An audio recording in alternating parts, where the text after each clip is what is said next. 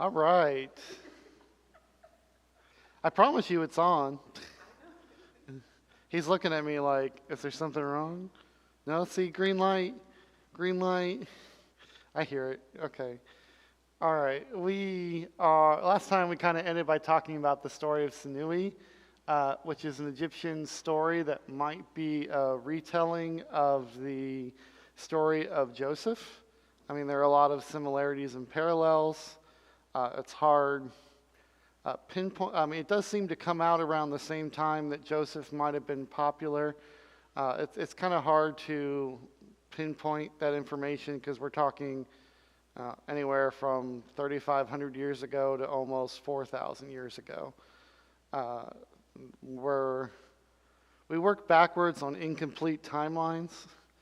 Well, I don't know if you guys remember when I was talking about the difference between Luke's genealogy and Jesus' genealogy, especially if you go back to the point where even if Luke is using Mary and Matthew is using Joseph's genealogy, there is at one point they do meet up. They meet up with King David, and then everything before that, like Jesse, Obed, Boaz, there's added names that we know are in one that aren't in the other. So, like I said, it's a best guess. Not that though it's not incomplete intentionally. Just that's the way a lot of genealogies work, even around the world. You don't write in everybody. You just kind of write in the important people, or mostly things to fill in the gaps. So this pretty much closes us out with Genesis. I'm sure that there's a lot of things that I missed. There's things that I didn't even talk about. Mostly a lot of minor stuff or cultural differences that you might see between the Egyptians and the Assyrians and the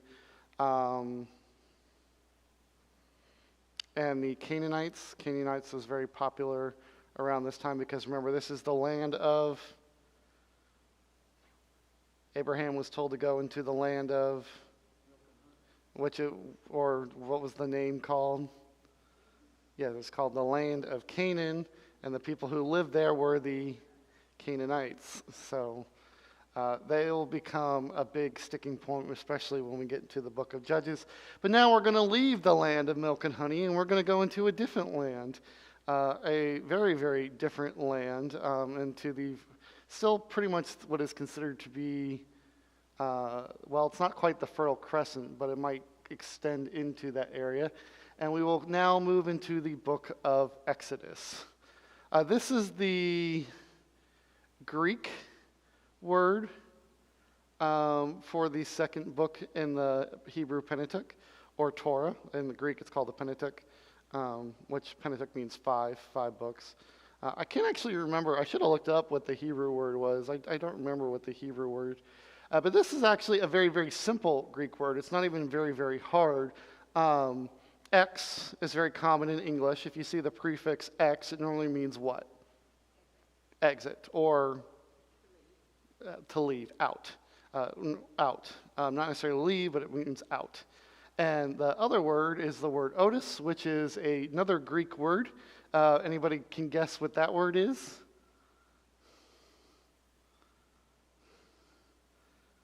Sorry? Odus, O-D-U-S. And based on the picture, maybe a picture's a little bit of help. It means path, or it means road, or it means way. So it could quite literally translate to as the way out.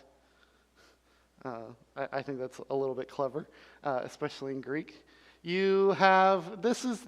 you have a Bible, a lot of different Bibles have timelines in them. Like I said, the timeline is largely a guess. My Bible is a very comprehensive study Bible. There's all kind of neat things and notes, and if you turn to the ESV Study Bible, you will get a timeline that looks various like this. That Israel goes into Egypt sometime, best guessed, around 876 BC. That means before Christ. Moses was born wait, that can't be right. Oh yeah, going blind. Moses, about 400 years later, is born, 1526 BC. He spends, here we actually get a more accurate timeline. We know he's in Egypt for how long? 40 years, and then he goes where? Yeah. Where does he?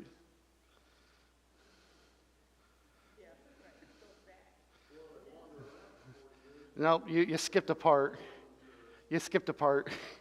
They do wander around for 40 years. So Moses lives 120 years, the first 40 years in Egypt, and then the second 40 years, and then the third 40 years, they do the wandering. I think Midian is, I think, the area, or around the area of Mount Oreb. Or Mount Oreb. And then, of course, you get the Exodus roughly for 80 years after the birth of Moses. So most people say around 450 BC. That tends to be the more common timeline. This is what is called the early dating of Exodus. We're going to talk a little bit about that here in a second. And this is actually, most people actually won't say 446 BC. They'll probably say 450 BC. Any guess why there's a 4-year difference here? This is actually, I think, rather clever of them to include this.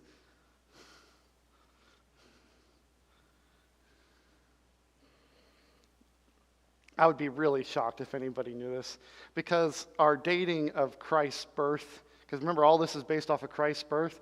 Our dating of Christ's birth is about off by 4 years. So if you look at the more modern timelines of Jesus, they'll say he was born around 4 BC. That's a lot easier to check because, one, it's closer to our timeline, and we worked back on those same historical records which were used to determine when the birth of Christ was, and we found a more accurate understanding of that is closer to 4 BC than our understanding of 0 BC. And so this is them kind of correcting for the timeline. So we're going to deal with some good themes in the book of Exodus, which we need to always make sure when we read Exodus, we're keeping the themes in mind and not so much of the history in mind. Because remember, the author of the Pentateuch, or the Torah, is trying to explain one thing. Any clue what that one thing is? The author of Exodus, maybe? No, the author of the Pentateuch. Exodus is part of that, yes, but don't let this part confuse you. I would say really the author of the Bible is trying to explain one thing. If you had to sum up the Bible in one word, what is that?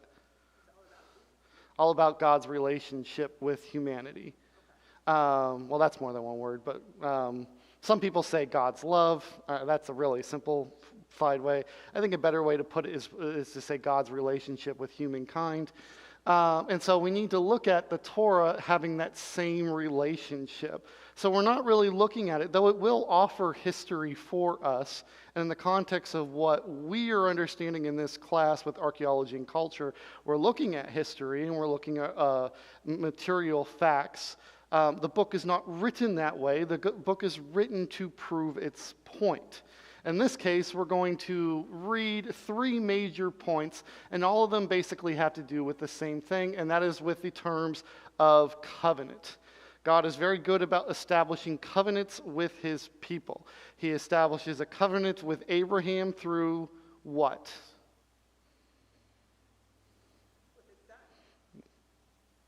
Through circumcision, but also with his son, yeah. The first covenant. You're right, there was 2. I should have clarified there. Circumcision is the one that I was thinking of, but then, yes, we see the second covenant through his,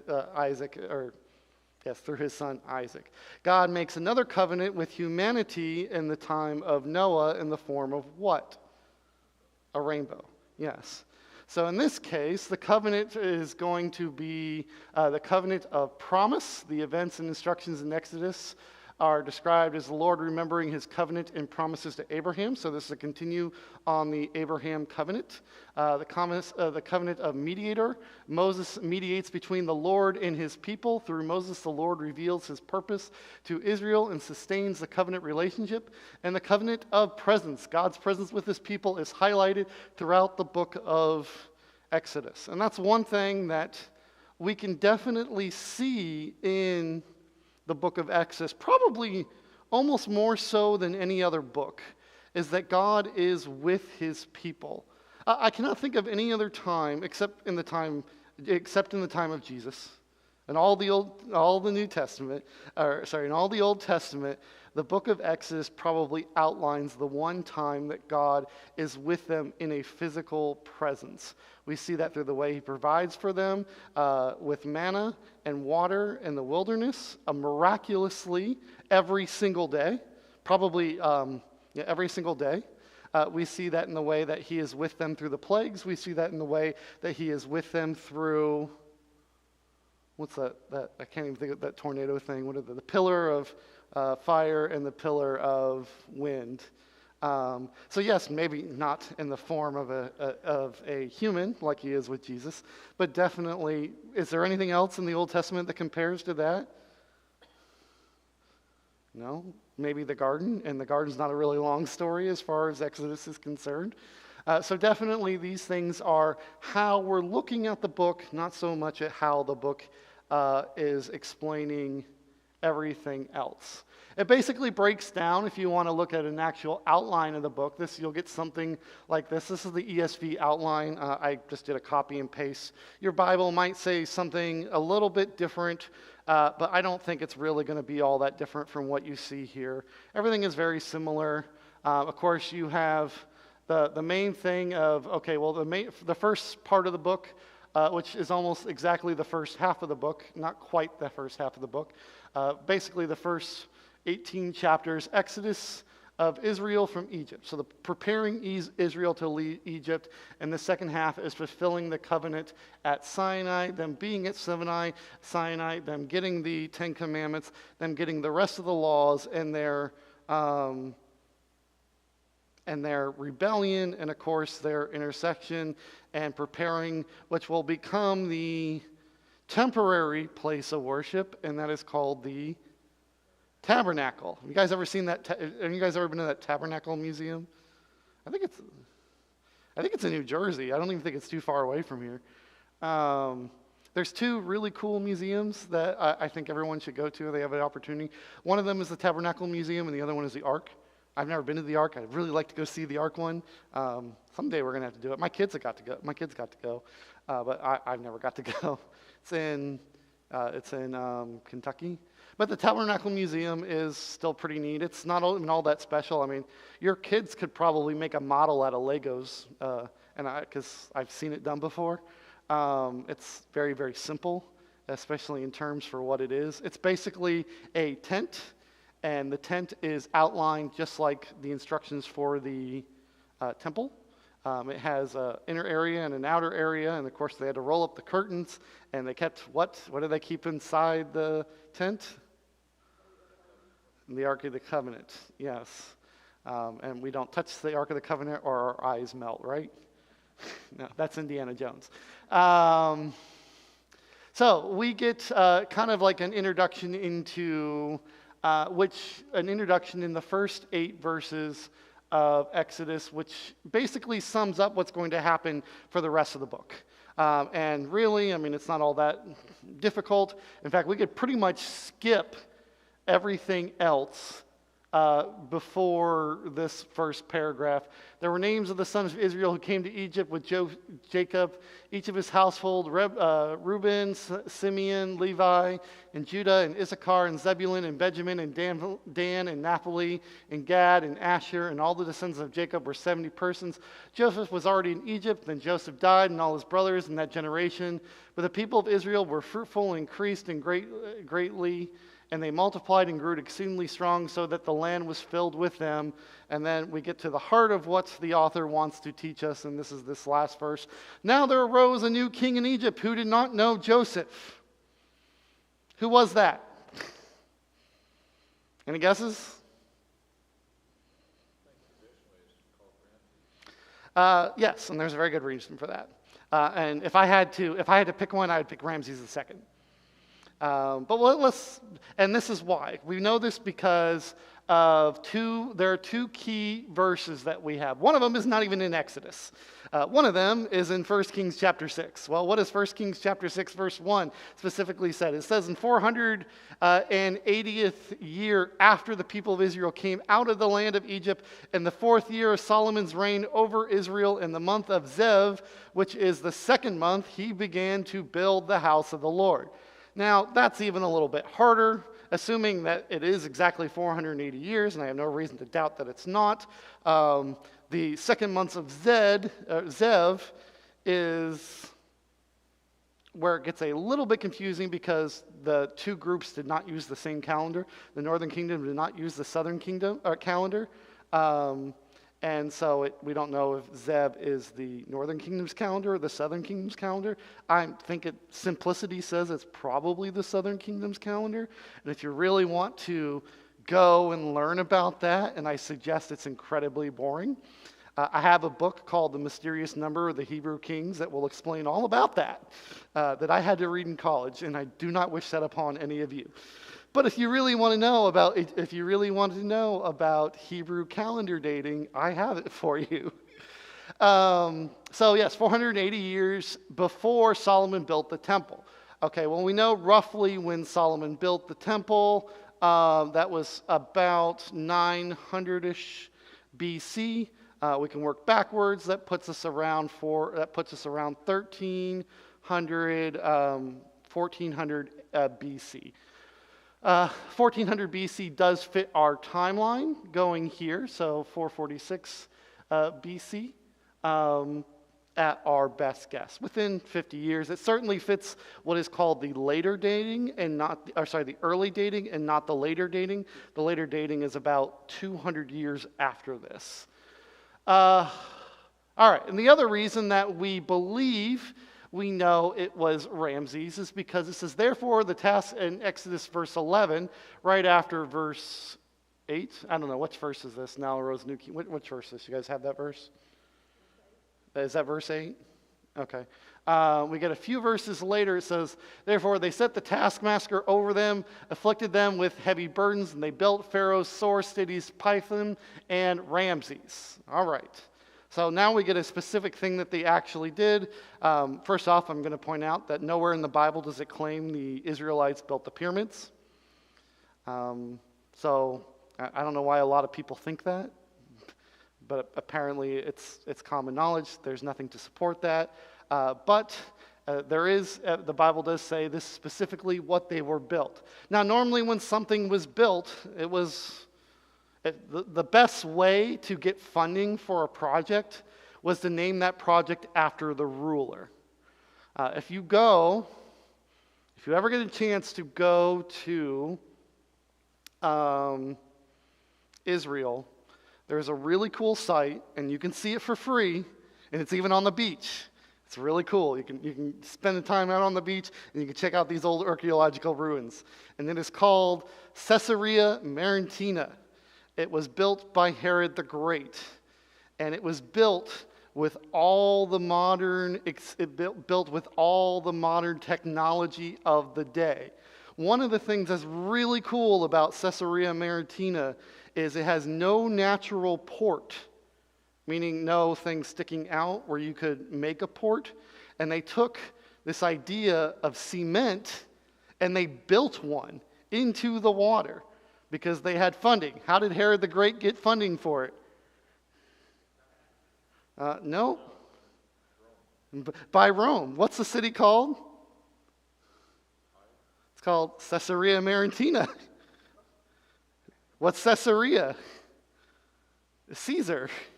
Caesar. He named the city after Caesar. He's like, here, I'm building this great city in your honor. So the people have done that for thousands of years. This is not a new or novel idea. We still name our cities after great people, right? We even name things after great people. I went to Thomas Jefferson High School. Who's Thomas Jefferson? He's third president of the United States, one of the writers of the Declaration of Independence. Very important person in our history. We do that. Pharaoh, the thing about the Pharaoh is that you would not name it Pharaoh because one, if you named it Pharaoh, you would know which one. And two, you want to make sure your name gets the credit, right? So you wouldn't just say Pharaoh's city. In this case, it makes more sense to say the store cities of Ramses. Okay. So this is mostly why I think that the Pharaoh at this time is Ramses. That's my personal belief. Okay?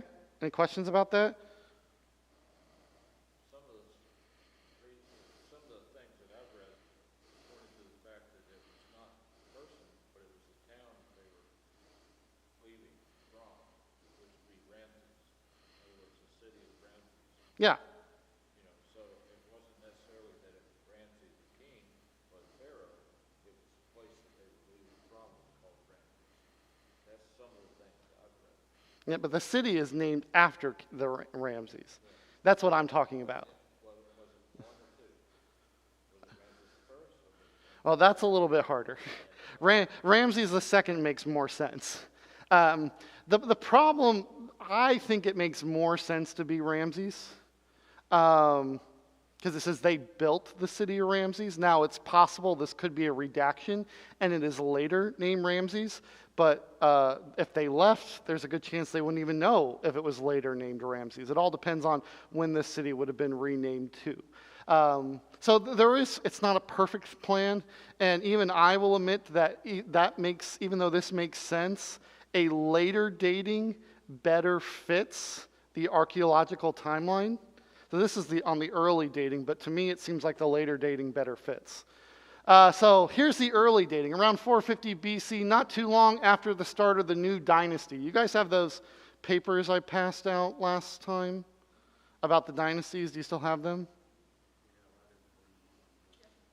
Can I see it for really, really quick?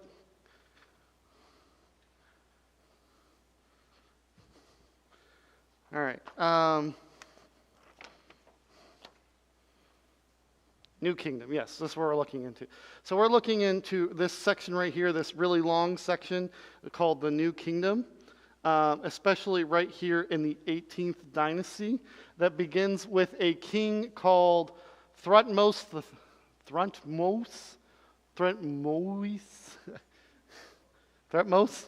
Sounds like utmost.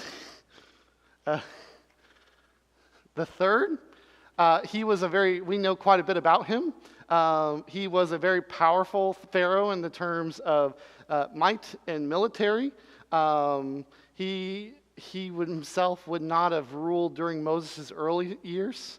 He would have ruled during Moses' early years, especially if Moses is adopted by Pharaoh's daughter. This would be his version of the father-in-law in this case, or adopted father-in-law. And of course, though Moses would have had no claim to the throne, the person who would eventually succeeded him would have been the one that Moses was at odds with. Probably Moses' version of a brother-in-law in this case, or adopted brother-in-law.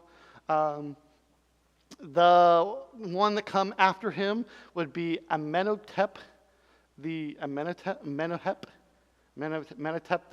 He is probably one of the most famous kings in all of Egyptian history. There's quite a bit on this man. In fact, I believe that it seems like almost every parody that I've seen uses him as the king. So if you look at something, what was that one with Brendan Fraser, The Mummy? Did you guys see The Mummy? Yeah, I love The Mummy as a kid, but it seems like a lot of people use him as like the evil king. My only problem with this is if this is the case, and there's so much documentation, I would be surprised that there was just absolutely nothing on the Israelites here. And so far, they've found no archaeological support to say that it happened.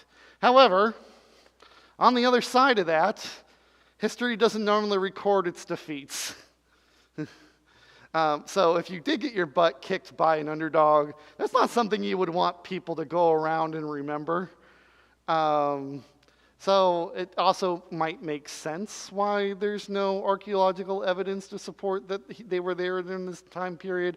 I'm just saying when you have a ton of documentation and you don't find others, it's a little bit surprising that, to me, that seems more likely he wasn't the pharaoh at this time than he was. He did lose there was proof that he lost a big part of his army. And if that might be explained by the events that happened at the end of the 10 plagues, what happens after the 10 plagues? Pharaoh lets them all go. They go to the they go to the Red Sea, the Reed Sea, depending on your translation. We'll talk about that too. And then God parts the water. Moses parts the water through God's power. The Egyptians follow the Israelites in, and then Moses closes the water, and a lot of the army is destroyed.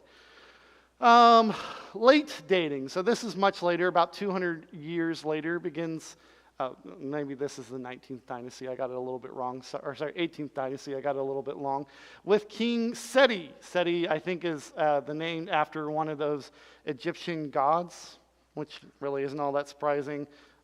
We don't really name people after God today, but I know a very popular name in Hispanic is Jesus, which is a form of Jesus. So some cultures certainly did that. May have been Pharaoh during Moses' upbringing. He certainly, I find this unlikely because he was known for building a lot of projects in the land of Canaan. And if he had that much access to the land of Canaan, then why didn't he continue his pursuit of them into the land of Canaan if that was the case? Well, maybe he lost his army, but to me this just seems unlikely. A little bit later, this is where I think it mostly falls in. Oh, sorry, Ramses is the later one, and later dating, not the early dating. I got those backwards. Most popular candidate for the pharaoh in the Exodus, in movies and in tradition. I believe it's the one big popular movie that came out 70 years ago-ish with Charles Heston. Yeah, I believe he was pharaoh in that movie. Built by Ramses, city mentioned in Exodus, lived a long life. There's no record of mass slaves, escapes, or disasters. But like I said, a lot of that type of history is missing from different people. So if these events happened the way that they said they happened, we have no Egyptian records supporting them. But just because we have no Egyptian records doesn't necessarily mean they didn't happen that way. Locating the cities is a little bit difficult. You can see here, you have, I'm not sure what this road is supposed to be, but it leads from modern-day Turkey all the way through, not quite the Promised Land. The Promised Land would be more, no, it goes through the Promised Land. It goes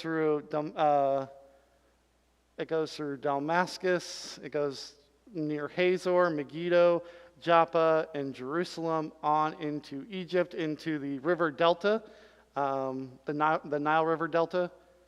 That's not going to work on that screen very well, which is kind of like that gray area right about here. You guys see what I'm talking about?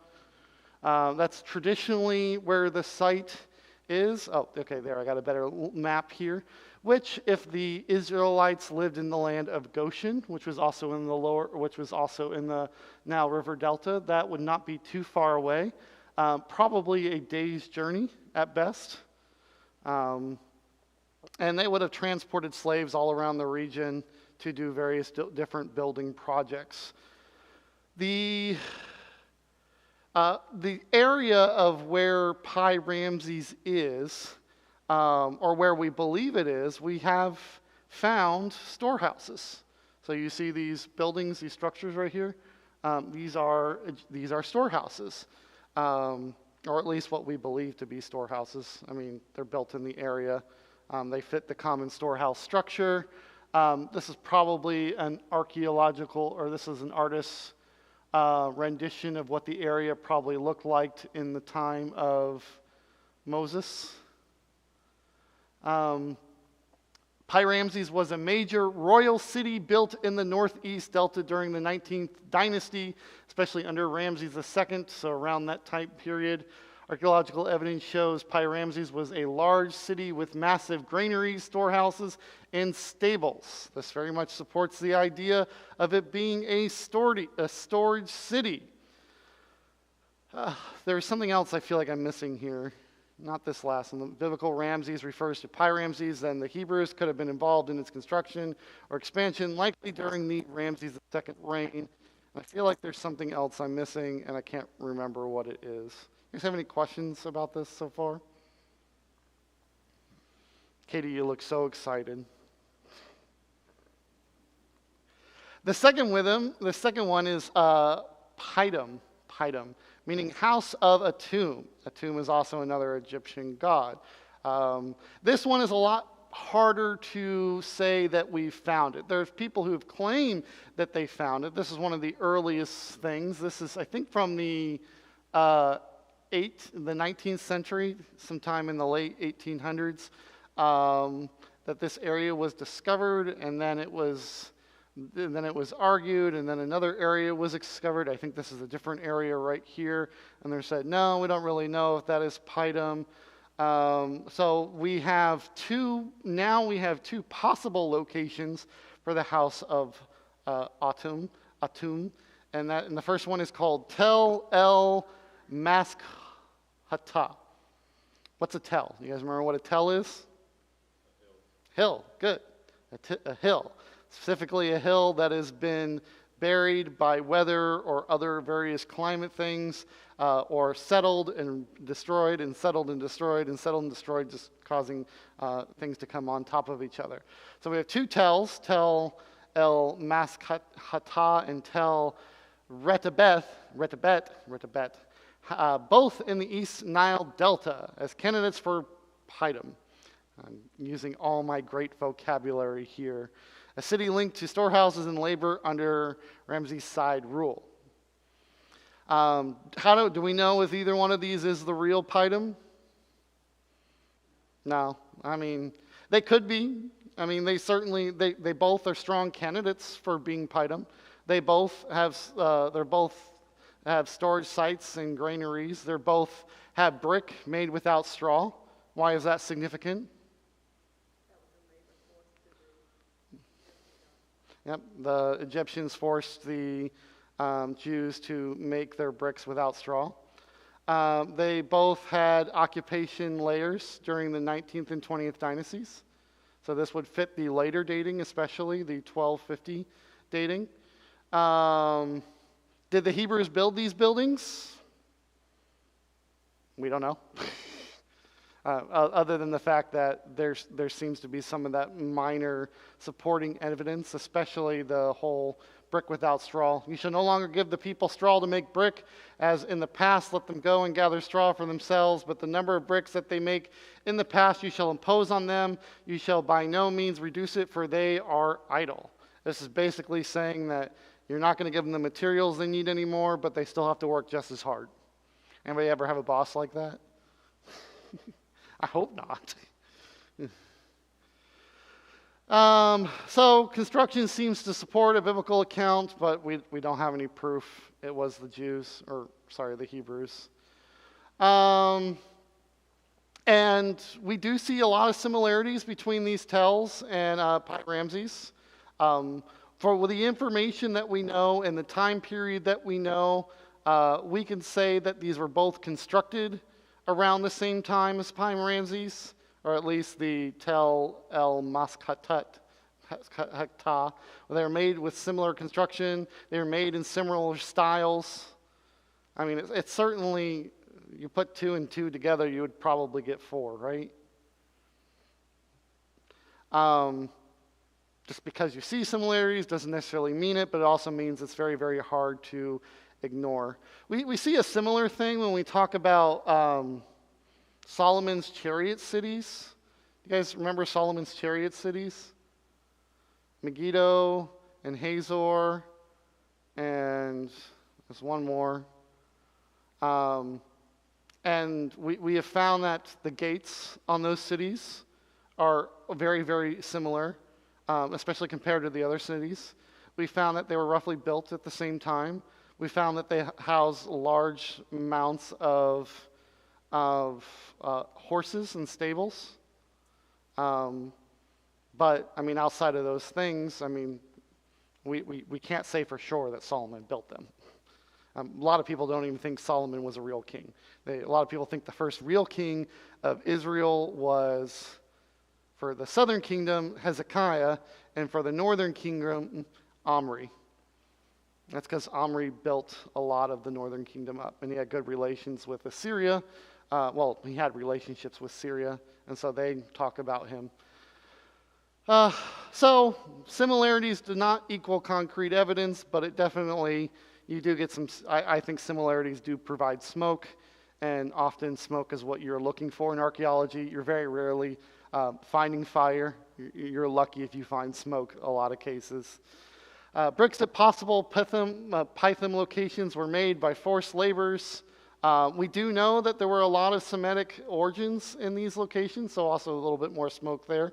The Egyptian text references Per Atum, House of Atum, as a storehouse city in the region. So even though we don't know exactly where we know, we found that at least there's Egyptian proof that the city itself existed. So this is not just the Bible saying the city existed.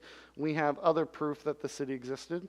And we also know that the Egyptian used a lot of forced labor. So nothing really surprising here. And that's not even really different from most of history. I'd probably say this is the least surprising thing out of everything we see. Is there any nation in the world that didn't use forced labor, if it could get away with it? The Egyptian Delta. Excavations. That's a hard word for me to say today. Excavations at Ervarius show a large settled Semitic-speaking population from Canaan. Why is that important?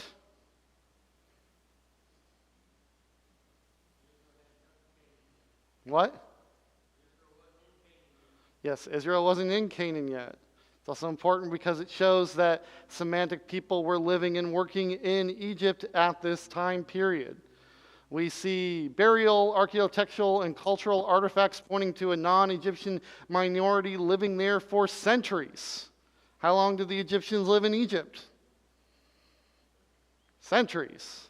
How did the Egyptians bury their people? Mummification. Do you guys know how the Israelis buried their people?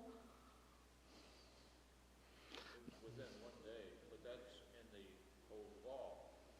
Now, my question is, was the old law in effect at that time when they were burying their people? Because Moses hadn't received anything from the Ten Commandments until much later. Leviticus wasn't written until much later. So I don't know about one day. A lot of the ancient world buried bodies pretty quickly because they figured out, like we figured out, that you leave them too long and they start to smell and attract bad things. But they did have to bury them rather quickly, especially because of last rites and religious practices. But you're right, the law doesn't come till much later. But we do find, this is a tomb. This is a Semitic tomb in Egypt. That, unlike mummification, Semitic people were often buried on their side and almost a sleeping position.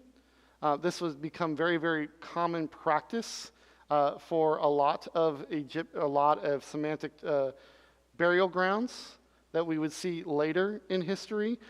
They would get kind of shortened. They would get kind of pushed into family tombs later, where they'd be placed on a slab.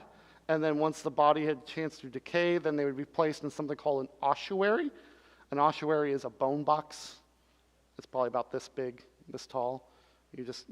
After the body decays, you put the bones in the box so you can put the next person on the tomb. I don't know whose job that is, but I imagine somebody did it. Yes?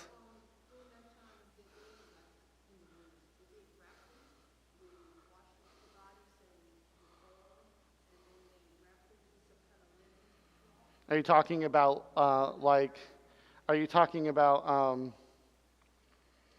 oh, what is that called? Embalming? Not, yeah, embalming?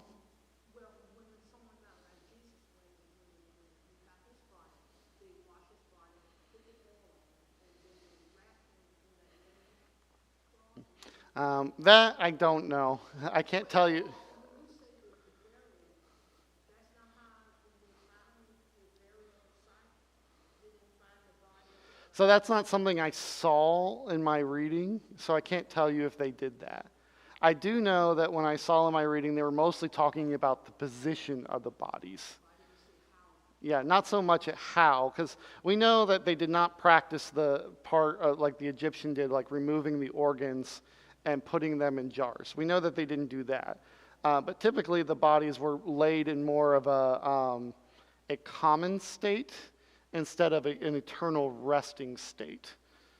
So we found them with, like, sometimes you'd find them with trinkets, not very often. It's more common to find Egyptian bodies with trinkets. But these were often how they found Semitic grave sites. They found the typical four building room house and Semitic settlements, which is how the Israelites lived for way into Jesus' time, way past Jesus' time. So this is the kind of things that they found in the area. So what we do know, in summary, is that we don't know if it was an early dating, and we don't know if it was a later dating. I think the early dating makes more sense with the math. The later dating makes more sense with the time frame, or what? Not sorry, with the events that are going on archaeologically. We don't know. We cannot say we cannot say who was the king. We cannot say that Moses was. We haven't talked about Moses yet, so I'm actually going to leave that part off. We cannot say that the Egyptians enslaved the Israelites, but we do know that the Egyptians enslaved Semitic people from the land of Canaan, and whether that included the Israelites, that still remains to be seen. We do not know that it was the Israelites for sure that built the cities of Ramses and Python, but we do know that they were built similar to the way the Bible says that they were built. You look so confused over there.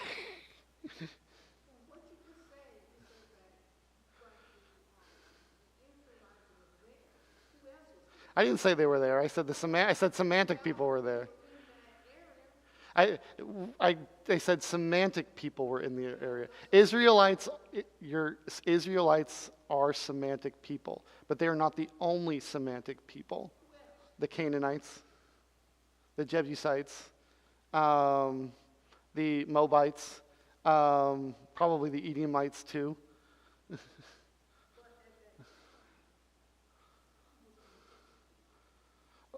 According to the Bible, it makes sense. I'm just saying, just because it makes sense, I'm not saying this is not a faith-based class. I don't even want to argue with you, because to me the simplest explanation is always the most clear one. And the simplest explanation is the Bible says that they were there. There's archaeological evidence to support that Semitic people were there being persecuted and using bricks made without straw. Logically, you would say the Bible is correct in its account. Archaeologically, I cannot say it's correct because there's no proof that it was specifically the Israelites, and it was specifically because of Joseph, and it was specifically because at this time in this place. Do you understand what I'm saying? Got it. I agree with you. I'm telling you, this is what the I'm just saying, this is what the archaeology, this is what the culture is, this is what the archaeology is saying. The evidence is saying. All right, Moses. Moses is our hero in Exodus, in the book of Exodus. He comes on the scene quite quickly. I believe he comes on the scene in chapter 2. We read about a man from the house of Levi. That's very, very important. Why is that very important? because it means he's a priest. That means Moses will fit the priestly line. Went and took as a wife a Levite woman. The woman conceived and bore a son, and when she saw him, that he was a fine child, she hid him for 3 months. And when she could no longer, she took for him a basket made of bulrushes and dabbed it with bitumen, that's in pitch. And she put the child in it and placed it among the reeds by the riverbank. I should actually look that stuff up. I didn't even look up what that was. I assume it's some kind of tar. Pitch is normally some kind of tar. I don't know what bithium is. Does anybody know what that is? She put the child in it and placed it among the reeds by the riverbank, and his sister stood at a distance to know what would be done with him. Okay, this is a rather strange thing for a mother to do. Why does the mother do this? Do you know, Brandon? Save his life. So, why does this save his life? Someone give me the answer. You're mixing your stories. Hey, you're mixing your stories. Not Herod.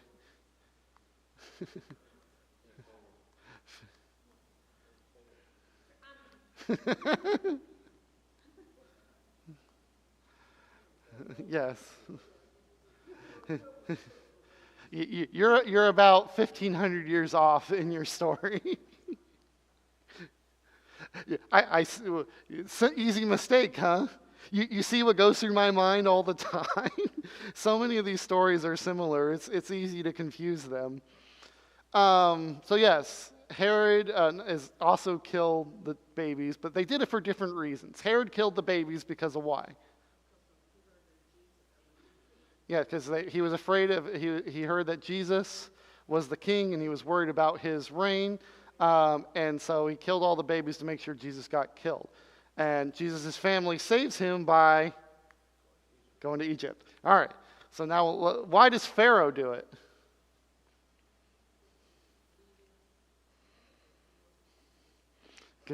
Because but that's essentially the reason that you're saying because he could do it? Yeah, it's population control. It's we have a word for that. Euthanasia? Is that what we call that today? Huh? Eugenics. Okay, eugenics. So he basically is engaging in population control.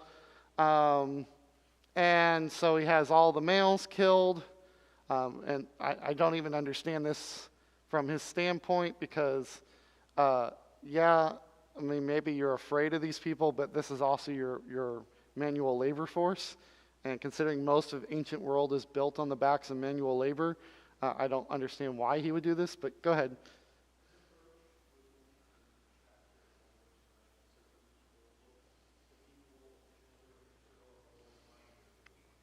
Mm-hmm.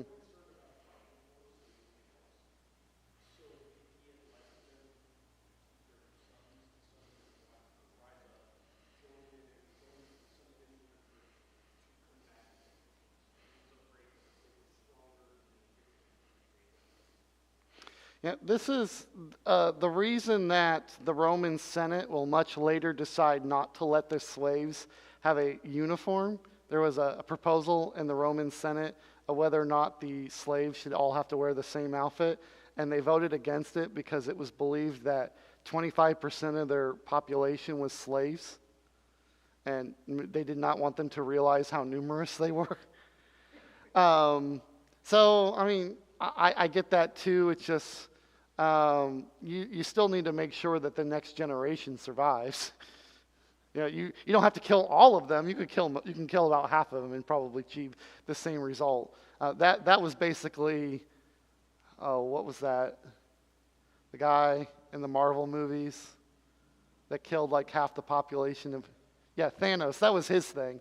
He didn't want to kill all of them. He just decided to kill half of them. He's like, that will fix the problem. All right, so we know why he's killing people, and so the mother puts the child in the basket to save him. The plan was maybe to, My guess is that this was the plan all the time, though it doesn't really explain it that way. The daughter of the Pharaoh came up to bathe at the river, and when the young woman walked beside the river, she saw the basket among the reeds and sent her servant woman, and she took it. And when she opened it, she saw the child, and behold, the baby was crying. She took pity on him and said, "This is one of the Hebrew children." Then the sister said to Pharaoh's daughter, "Shall I go and call a nurse from you, from the Hebrew woman, to nurse the child from you?" And the Pharaoh's daughter said to her, "Go." So the girl went and called the child his mother.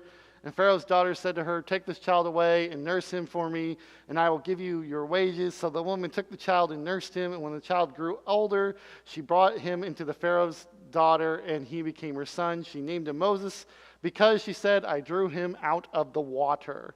I think this is a rather clever plan. If you know your child's going to die, and you know you cannot hide your child, then the best way that she has basically two options. She could try to run away, which is possible. I doubt she would get very, very far. Or she could try to get someone in a position of power to take care of it. And so she does that. And then not only does she is successful at that, but at the same time she still gets to raise her child, and she gets paid to raise her own child. It's a great plan. Or at least a great outcome. Yeah, smart woman. God-fearing woman, I bet. Yeah, she got to teach him. She got to be with him. She got to name him. And she even got paid to do all of that. So, proof about Moses. There are basically a lot of different accounts of, well, it basically boils down to these are the four viewpoints when it comes to, is Moses a real person? The conservative one normally goes like this. Well, we don't have any evidence outside of what the Bible says. There was no person in archaeological history that we know of that was named Moses, especially in Egypt during the time of any of these kings that we previously talked about.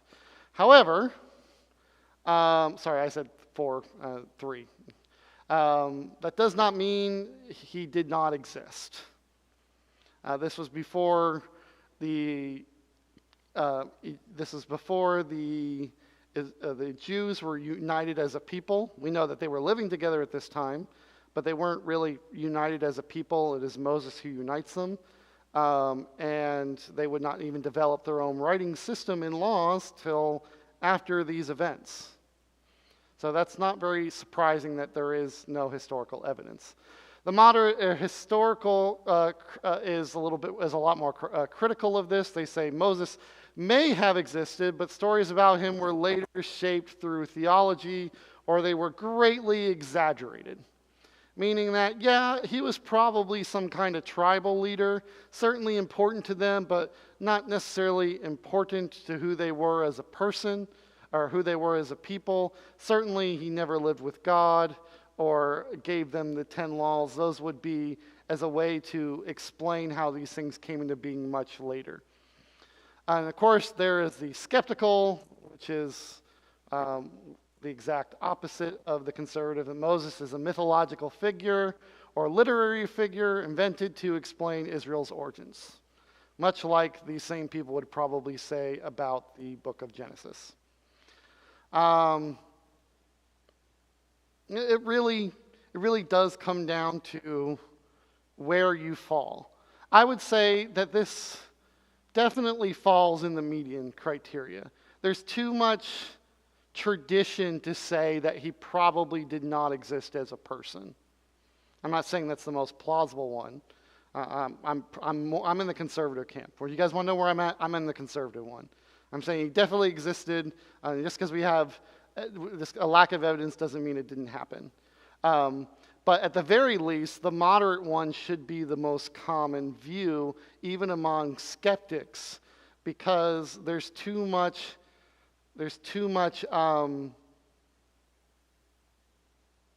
what's the word I'm looking for?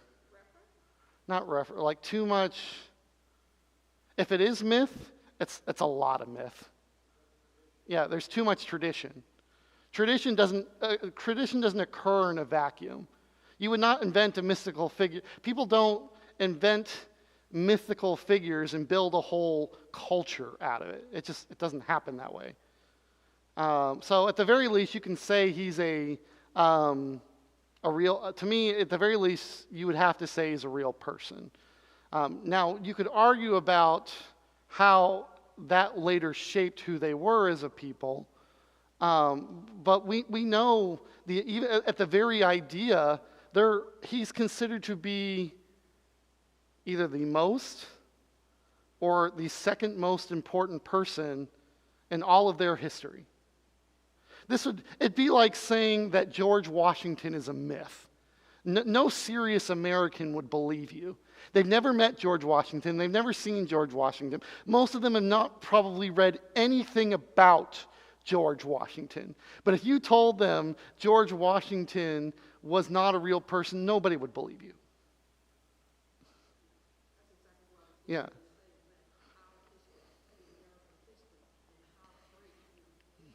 Mm-hmm.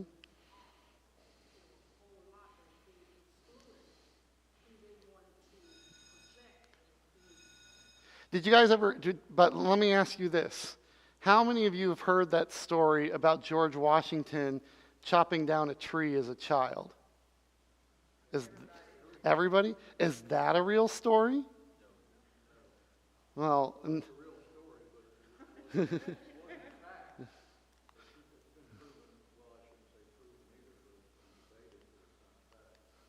yeah. So, and then we get in, okay, well now George Washington is starting to reach mythological status. Give us probably another 500 years and I'm pretty sure he'll probably be there. Yeah. Yeah.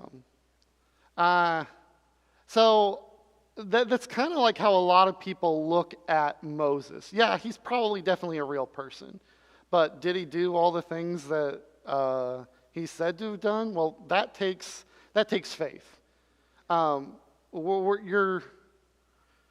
think it would be really, really cool if one day we found some Egyptian papyrus and it said, and it's written by some guy whose whole job it is to mark granaries, and he writes in hieroglyphics, one day it started raining frogs, and then the next day all the cows started dying.